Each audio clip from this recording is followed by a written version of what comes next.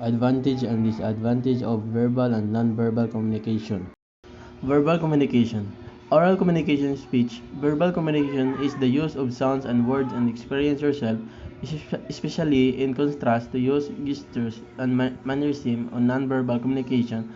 An example of verbal communication is saying no when someone asks you to do something you don't want to do.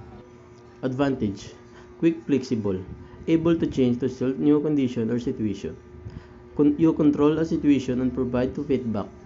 Talk about the situation, not the individual. Cheap, charging or obtainable at a low price, a good cheap, a little cheap, and take it. Very expensive method of communication. Expensive, communication is a message to another person. Disadvantage: communication costs. Communication costs incur for the telephone service, local and long-distance telephone call, telegram, radiograms, postage, and the like are allowable provided that the costs are necessary, reasonable, and allowable to the contract. Misunderstanding: a failure to understand something correctly. Impact may be short-lived, living or lasting only short time. Easily forget. When something is easy to forget and hard to remember, is forgettable. Nonverbal communication.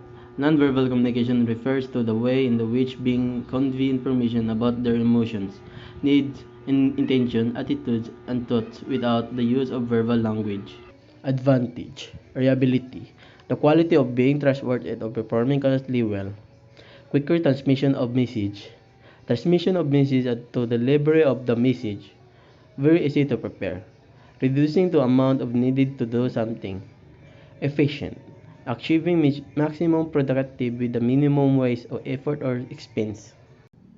Disadvantage: problem in feedback. Making feedback too personal, making feedback too impersonal, playing harmful psychology, postponing feedback, setting vague expectation.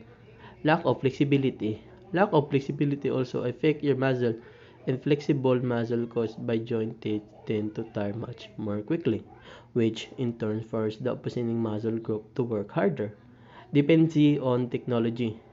Technological dependency is defined as search for a long-term reliance on machine and technique to evaluate, satisfy, or resolve health problems.